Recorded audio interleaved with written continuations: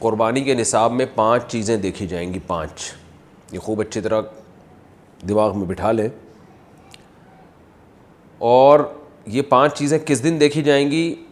بقرعید کی صبح و صادق، یعنی 10 ذی الحجہ کی صبح و صادق سے لے کر 12 ذی الحجہ کے غروب آفتاب، یعنی یہ جو 3 دن ہے نا قربانی کے، 10 11 12، ان 3 دنوں میں کوئی شخص صاحب نصاب ہو تو اس پر قربانی واجب ہے.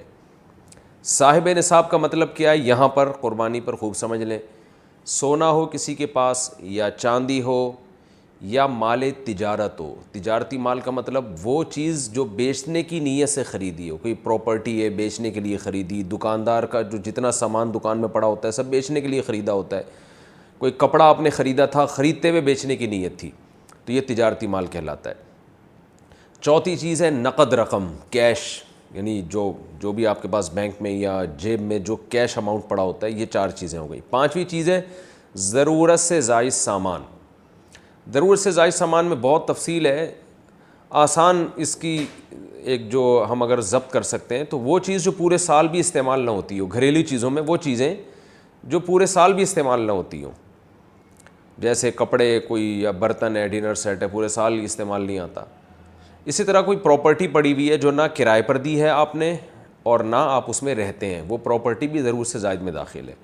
تو یہ جو 5 چیزیں ہیں، کسی کے پاس یہ 5 چیزیں، ان کی جو ویلیو لگائی جائے گی تو ان 5 چیزوں کا مجموعہ اگر 52.5 تولہ چاندی کے برابر ہے. 52.5 تولہ چاندی آج کل 65-70 ہزار کے لگ بھگ ہے، نیٹ پہ سرچ کر لیے گا.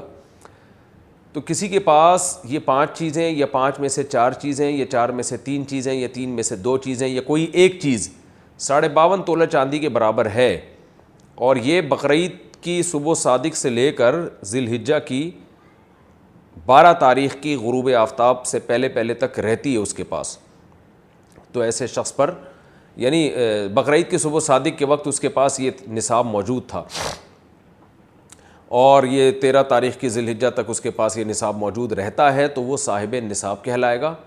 13 تاریخ نہیں، 12 تاریخ، 10 11 12 3 دن، تو وہ صاحب نصاب کہلائے گا اور اس پر قربانی واجب ہے.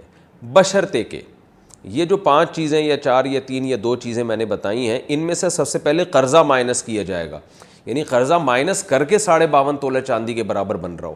اسی طرح گیس بجلی کا بل جو ان کے اوپر لازم ہے وہ بھی اس میں سے، یا جو مہینے کا راشن آئے گا وہ بھی مائنس کیا جائے گا. جو گھر کا ضروری راشن ہوتا ہے نا وہ بھی مائنس کیا جائے گا.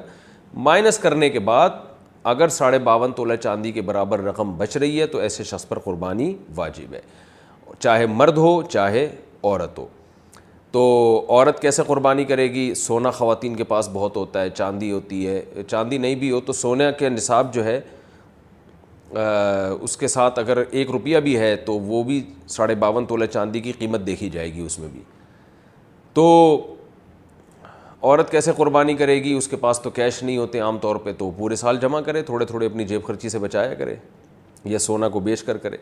البتہ کسی کے پاس صرف سونا ہی ہے اور یعنی باقی 4 چیزوں میں سے کچھ بھی نہیں، 1 روپیہ بھی نہیں ہے، تو پھر 7.5 تولہ سونا جب تک نہیں ہوگا قربانی واجب نہیں ہوگی. یعنی سونے کے ساتھ اگر چاندی ہے یا پیسے ہیں یا تجارتی مال یا ضرورت سے زائد سامان ہے، پھر سونے کی ویلیو دیکھی جائے گی، سونے کو نہیں دیکھا جائے گا.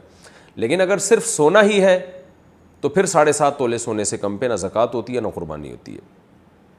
تو یہ ہے، تفصیل سے آپ کو بتا دیا. تو آپ چاہیں تو اس میں ایک گائے میں حصہ لے لیں، چاہیں تو بکرا لے لیں، چاہیں تو دمبا لے لیں. مرد پر الگ واجب ہے، عورت پر الگ واجب ہے، جو بھی صاحب نصاب ہوتا ہے.